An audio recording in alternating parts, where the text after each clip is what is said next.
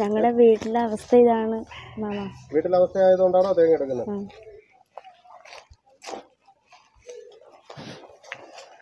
അയ്യോ സാറേ, എൻ്റെ കുഞ്ഞുങ്ങളെ ഒന്നും പറയല്ല. ഇതൊക്കെ തന്നെ അവസ്ഥ. ഒത്തിരി നാളായി ഞങ്ങൾ തേങ്ങ അരച്ച് കറി കൂട്ടിയിട്ട് ഇപ്പം ചമ്മന്തി അരയ്ക്കാൻ വേണ്ടി എൻ്റെ കുഞ്ഞുങ്ങൾ കൊണ്ടുവന്നത്. വയനാട് വടക്കൻ വീട്ടിലാണ് സ്ഥലം, പുല്ലുപ്പറയിലാണ്. ഞാൻ വീട്ടു ജോലി പോയാണ് എൻ്റെ ഭർത്താവിനെ നോക്കുന്നത്.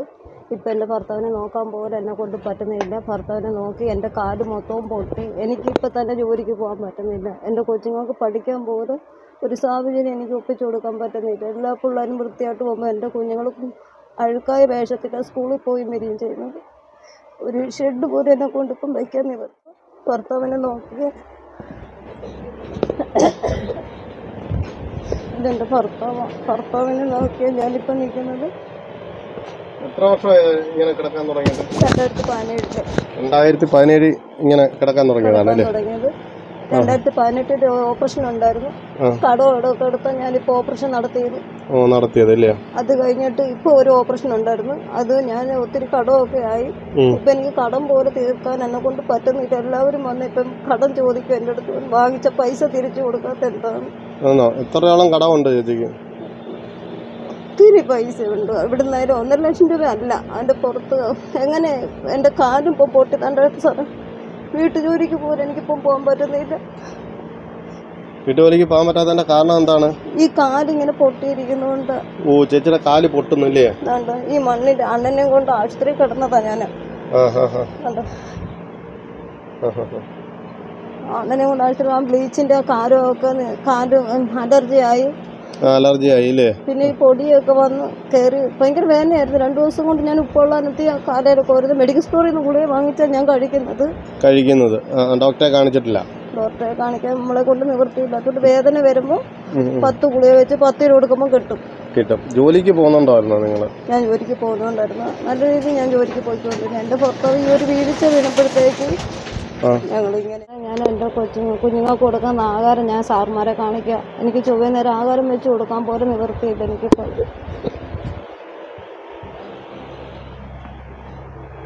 അതുകൊണ്ട് സാറേ, ഞങ്ങൾ കഴിക്കുന്ന ആഹാരം ഒരു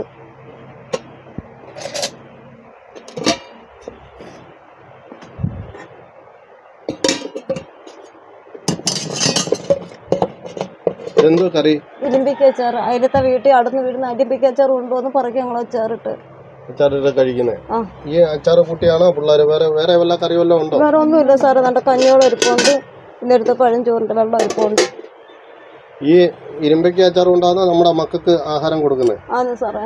അല്ലാതെ വേറൊരു കറിയും ഇല്ല അല്ലേ? ഇല്ല, വേറെ ഒരു കറിയില്ല. പേര് സബിത. ഞാൻ 9ാം ക്ലാസ്സിലാണ് പഠിക്കുന്നത്. ഇവിടെ പള്ളുമുക്കിൽ ഇംഗ്ലീഷ് സ്കൂളിലാണ് പഠിക്കുന്നത്. പിന്നെ എൻ്റെ അച്ഛന് വീണിട്ട് 2017 വീണത്. അന്ന് മുതൽ ഇന്ന് വരെയുള്ള ഞങ്ങളുടെ കഷ്ടപ്പാടൊക്കെ കഞ്ഞിയിലൊക്കെ കൊണ്ടാണ് ഞങ്ങൾ ജീവിച്ചുകൊണ്ടിരിക്കുന്നത്. ഞങ്ങൾ ചോറ് പോലും കഴിക്കാത്ത അവസ്ഥയാണിപ്പം. ഞങ്ങളിപ്പോൾ അടന്ന് വീഴുന്ന ഇരുമ്പിക്കച്ചാറൊക്കെ കൊണ്ടാണ് ഞങ്ങൾ ആഹാരം കഴിച്ചിരിക്കുന്നത്. പിന്നെ കഞ്ഞി കുടിക്കാൻ എല്ലാ ദിവസവും രാത്രി കഞ്ഞിയാണ് കുടിക്കുന്നത്. ഓണത്തിന് പോലും ഞങ്ങൾ നേരെ ചൊവ്വെ ആഹാരം കഴിച്ചിട്ടില്ല. അച്ഛനും അമ്മയ്ക്ക് കാല് പൊട്ടിയിരിക്കുന്നതുകൊണ്ട് അച്ഛനും ട്യൂബ് ഇട്ട് കിടക്കുന്നതുകൊണ്ടൊക്കെ ഞങ്ങൾ വലിയ സാമ്പത്തികമായിട്ടല്ല ഞങ്ങൾ ജീവിക്കുന്നത്. എല്ലാ ദിവസവും ഞങ്ങളുടെ സ്കൂളിൽ പോകുന്ന നേരത്ത് എല്ലാവരും ഞങ്ങളോടാണ് കടം ചോദിക്കുന്നത്. ട്യൂഷന് പോലും പഠിക്കാൻ പറ്റാത്ത അവസ്ഥയാണ് ഞങ്ങളുടേത്. ഇവിടെ അടുത്ത് തന്നെ ഞങ്ങൾ 2-3 ചേച്ചിയുടെ വീട്ടിൽ പോയി പഠിച്ചപ്പോൾ അവിടെ ഇപ്പോഴും ഉണ്ട് പൈസ കൊടുക്കാനായിട്ട്.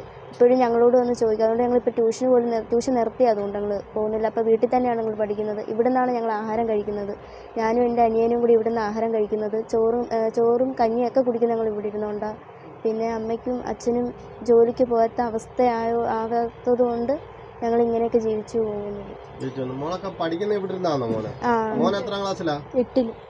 8ാം ക്ലാസ്സിലാ?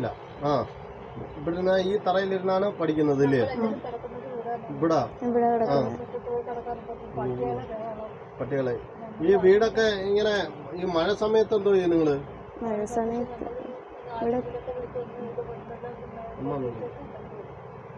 മഴ സമയത്ത് എന്തോ ചെയ്യും? മഴ സമയത്ത് ഇതിൽ അമ്മയുടെ പഴയ സാരിയൊക്കെ ഉണ്ടെങ്കിൽ അവിടെയൊക്കെ ചുറ്റിയിടും അല്ലേ? മഴ നനയാതിരിക്കാനായിട്ട്. വേറെ നിവൃത്തിയില്ല. ഞങ്ങളുടെ ഒരു നിവൃത്തിയില്ല.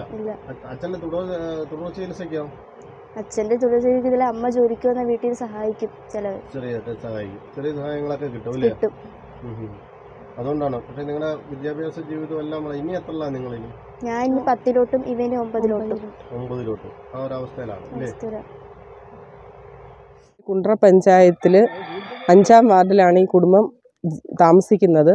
അവർക്കെന്ന് പറയുന്ന ഭർത്താവിന് ഇപ്പം സുഖമില്ലാതിരിക്കുകയാണ്, ഓപ്പറേഷനും ഒക്കെ കഴിഞ്ഞ്. അപ്പോൾ അവർക്ക് മെഡിസിന് പോലും ഇപ്പോൾ സാമ്പത്തികമായിട്ട് ബുദ്ധിമുട്ടുന്നുണ്ട്. അതുപോലെ ഒരു വീടില്ല.